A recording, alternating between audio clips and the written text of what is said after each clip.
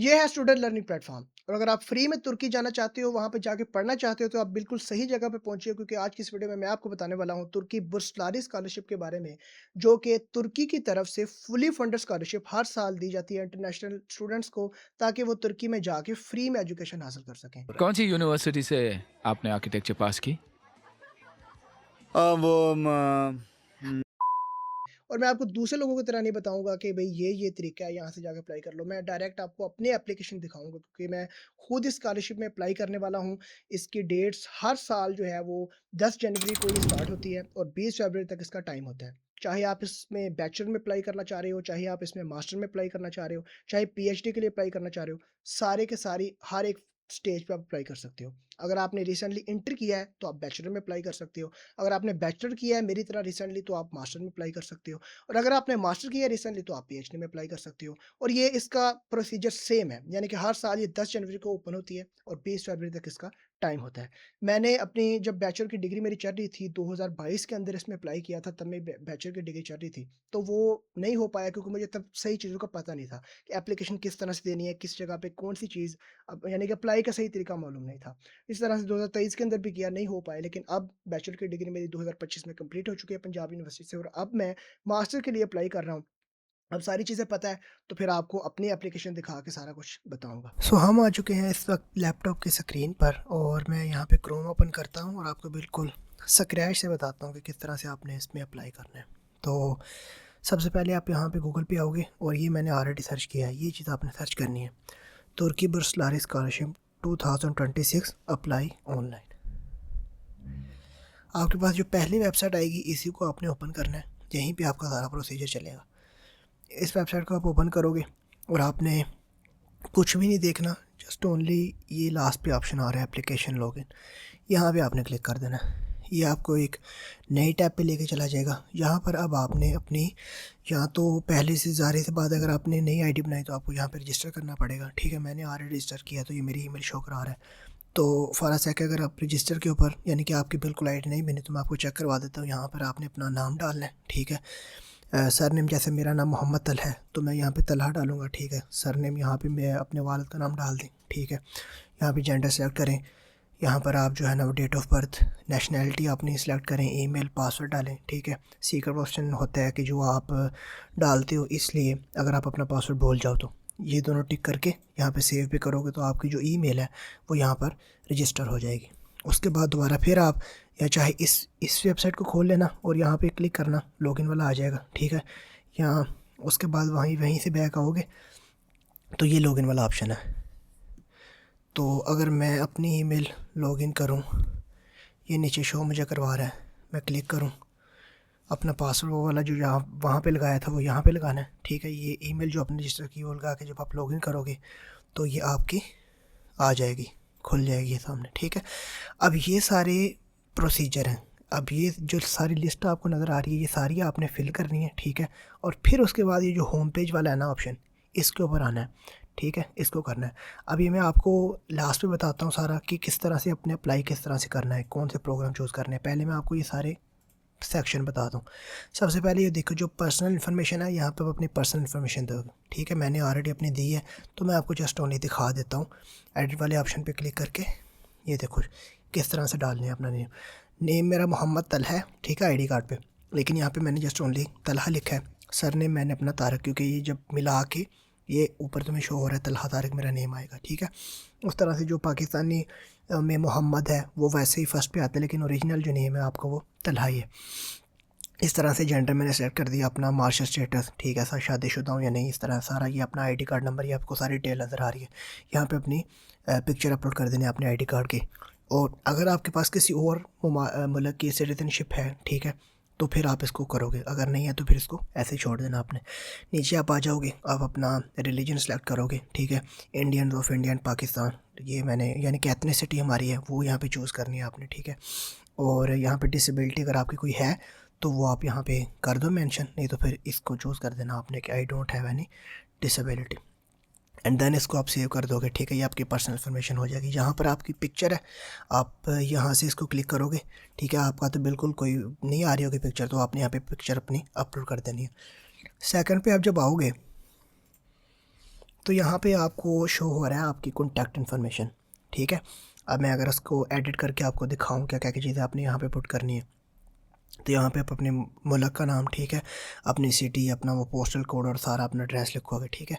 यहाँ पे परमानेंट, यहाँ पे अगर आप कहीं और जगह पे रह रहे हो, हॉस्टलाइज हो एट्सेट्रा, तो वो इधर डालोगे, ठीक है। अगर आपका परमानेंट एड्रेस है तो वो आप इधर डाल दोगे। अगर सेम ही है तो फिर यहाँ पे भी वही डालो और यहाँ पे भी वही चीज़ डाल दो। यहाँ पे अपने सोशल मीडिया आप, ये इन्होंने अपडेट नहीं की अपनी वेबसाइट, ये तो एक्स हो गया, ठीक है, अब ट्विटर, लेकिन जो आपकी आईडी है, ठीक है, उनका वहाँ पे जाके शेयर वाला ऑप्शन होगा प्रोफाइल पे, ठीक है।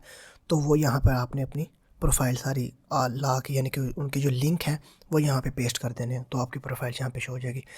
फिर उसके बाद फैमिली इन्फॉर्मेशन वाला आ रहा है। फैमिली इन्फॉर्मेशन में वो आपके पूछेंगे, वालिदा का नाम पूछेंगे, वालिद का नाम पूछेंगे, ठीक है। वो यहाँ पे आपने लिख देना है, आप कितने बहन भाई हो वो यहाँ पे लिख देना है, ठीक है। और ज़िंदा है यानी वो लिख देना है, और अगर कौन में से काम करता है, और मंथली जो जितनी भी इनकम आपकी होती है वो आपने यहाँ पे सिलेक्ट कर देनी है, ठीक है। उसके बाद एजुकेशन इन्फॉर्मेशन के ऊपर आ जाए। यहाँ पे आप आओगे तो आप यहाँ पे देखोगे कि middle, high, associate, bachelor, post graduate, PhD, यानी कि शुरू से लेके अंत तक सारी अपनी डिग्री है। अब आपको मैं बता देता हूँ, पाकिस्तानी कॉन्टेक्स्ट में जो मिडल है वो 8वीं क्लास को कहते हैं। हाई क्लास जो है इसके अंदर आ जाएगा आपका मैट्रिक और इंटर, ठीक है। और एसोसिएट डिग्री जो होती है वो बेसिकली होती है जो पहले जिस तरह से पाकिस्तान में बीए वाला सिस्टम होता था, तो ये 14 क्लासों को कहते हैं। और इस तरह से ये जो बैचलर की डिग्री है वो बीएस की डिग्री यानी कि 16 क्लासेस, ठीक है। और इस तरह से ये पोस्ट ग्रेजुएट जो है वो आपका बेसिकली है एमफिल, ठीक है। और पाकिस्तानी कॉन्टेक्स्ट में, और पीएचडी आपकी जो है वो पीएचडी है। तो अब चूँकि हमारा तो सिस्टम इस तरह से चलता है कि हमने मैट्रिक इंटर करना होता है और उसके बाद डायरेक्ट हम बीएस कर लेते हैं 4 साल के लिए आजकल, क्योंकि वो तो सिस्टम ख़त्म हो गया पहले वाला बीए वाला।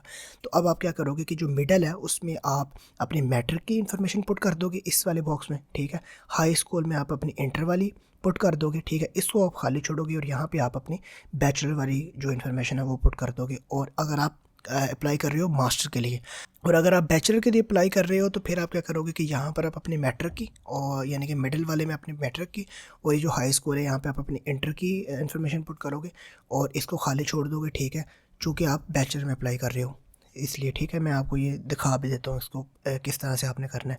अगर ये मिडिल वाले में जाके मैं एडिट करके आपको दिखाऊँ, मैंने ये जो अपनी इन्फॉर्मेशन पुट की है, तो ये देख रहे हो आप मैंने अपने डिटेल यानी कि सारा, अब मेरा स्कूल यहाँ पे नहीं आ रहा था हमारे गांव का, तो मैंने इसको अदर पे कर दिया, ठीक है। ये ग्रेजुएट जो डेट आपकी जो आपके पास होगा, यानी कि डिप्लोमा आपको मिला होगा ना, आपकी ओरिजिनल डिग्री, तो वो ओरिजिनल डिग्री आपने यहाँ पे अपलोड करनी है, और आपकी जो ट्रांसक्रिप्ट है वो आपने इस वाले खाने में अपलोड कर देनी है, ठीक है। और उसके बाद इधर बता देना, क्योंकि मैंने अपने स्कूल में फ़र्स्ट पोजीशन ली थी इसलिए मैंने ये अचीवमेंट रैंक, यानी कि वो पूछ रहे हैं यहाँ पे कि have you achieved any significant ranking at this education, यानी कि कुछ आपने अगर एक्स्ट्रा यहाँ पे किया, तो मेरी फर्स्ट पोजीशन थी, मैंने वो यहाँ पे लगा दिया। अगर आप उसके पास प्रूव है तो उसको भी आप यहाँ से सिलेक्ट करके उसको उनको बता सकते हो, ठीक है। इस तरह से अगर मैं फिर बैक जाऊँ और आपको अपनी इसी तरह से आपने जो है ना वो अपने इंटर वाली है, अगर इसको मैं एडिट करके आपको दिखाऊं तो ये यहाँ पे इंटर वाली सारी आप इन्फॉर्मेशन देख रहे हो, मैंने अपने दी हुई है, अपनी सिटी जिस मुल्क से आपने की है, ठीक है। स्पुरिर काले से मैंने की थी, रनाला खुद से वो यहाँ पे नहीं आ रहा, तो मैंने यहाँ पे फिर उसको अदर ही कर दिया। और इस तरह से ये सारे अपने डेट लें कब आपका जो है कि ग्रेजुएट हुआ, सही है। और यहाँ पर आपके मार्क्स, क्योंकि हमारे जो है वो 100 से होती हैं, यानी कि हमारा सिस्टम उस तरह से नहीं चलता, ओवरऑल 11 में से नंबर होते हैं इस तरह से मैट्रिक में और इंटर में भी।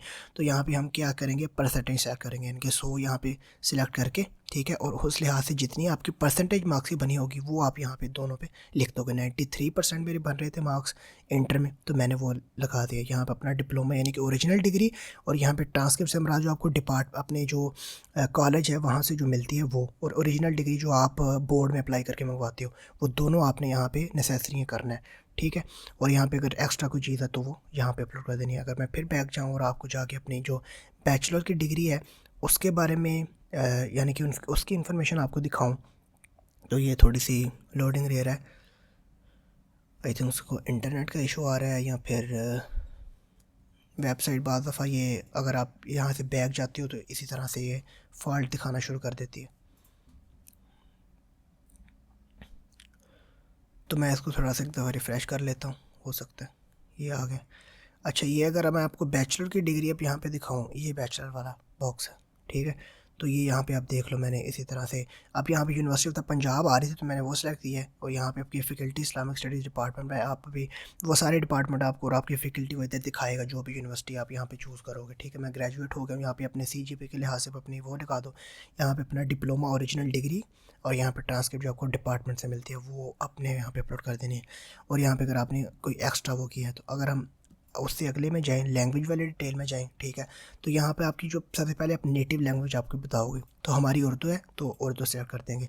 अदर लैंग्वेज में जो भी लैंग्वेज आपने सीखी है उसकी आपके पास अगर कोई वो नहीं भी है, यानी कि डॉक्यूमेंटेशन नहीं भी है, लेकिन अगर आपको वो आती है तो आप यहाँ पे उसको सेलेक्ट कर सकते हो। ठीक है, मैंने इंग्लिश सेलेक्ट किया है। ठीक है, और उसका लेवल आप बता दो, एडवांस है या इंटरमीडिएट है या फिर आपका बिगिनर है, जो भी आपका लेवल है।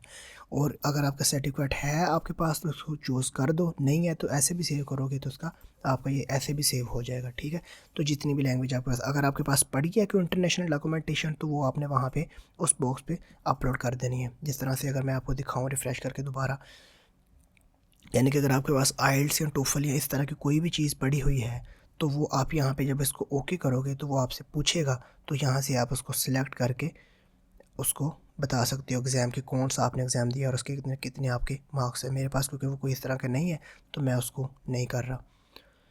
ठीक है, फिर इसके बाद बैक आएंगे। इसको एक तो हर दफ़ा रिफ़्रेश करना पड़ रहा है यार। फिर उसके बाद आ जाएंगे जो वर्क एक्सपीरियंस के ऊपर।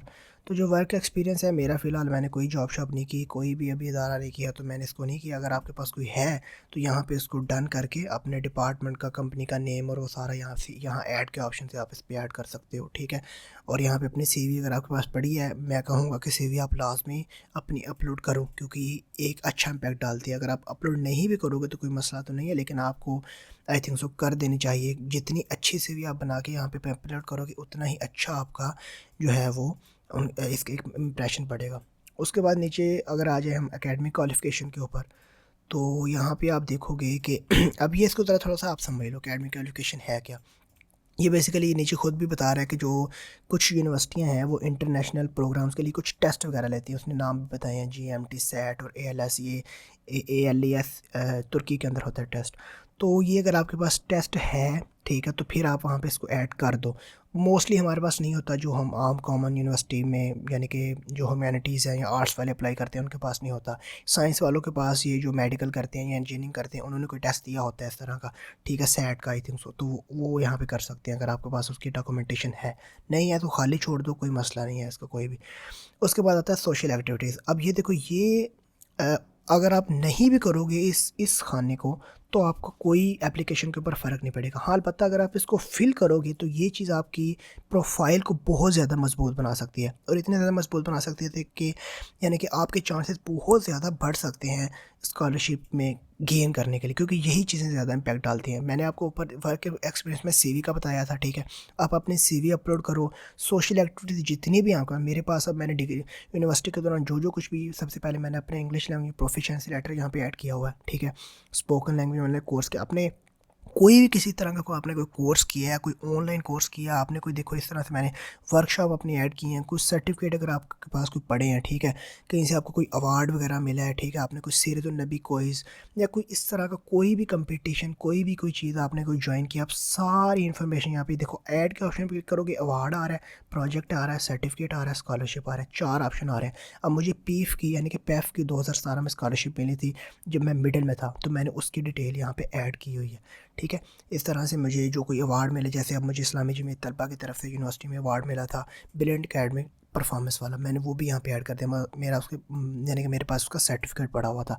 इस तरह से मैंने एक ऑनलाइन कोर्स किया ग्लोबल पीस स्टडीज़ में, वो मैंने यहाँ पे ऐड कर दिया। ठीक है, उसकी डॉक्यूमेंटेशन सिंपल है। यहाँ पे जो भी आप ऐड करना चाहते हो, आपने उसका जो आपको वो सर्टिफिकेट या अवार्ड मिला उसका नेम यहाँ पे लिखना है, यहाँ पे उसकी डेट लिख देनी है। ठीक है, यहाँ पे जिस इंस्टीट्यूट या जिस इदारे ने, जिस ऑर्गेनाइजेशन ने कराया उसका नाम।